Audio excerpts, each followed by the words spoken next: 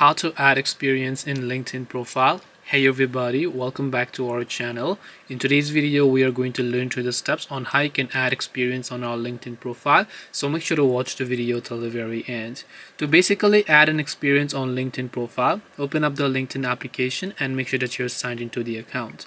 Then just tap the profile icon from the top left of the screen here, and then you simply want to go to the option called view profile. Now once you come to this option known as view profile, here you'll be able to see a couple of options where you'll be able to see, scroll down here, you'll see resources, featured, and all of the activities, and about an experience. Now to basically add a new experience, right beside experience you can see the plus bar, so tap on the plus button here. Then you can choose to add a position or a career break. So if you are trying to add a position, you can select the position option. Then you can simply enter the title, then tap on the save option to be able to go ahead and then save the changes. This way you can add an experience on LinkedIn profile. Hope this video was very helpful. If you have got any more questions, then feel free to also leave them down below. Thank you for watching till the very end of this tutorial, and see you soon in our next video.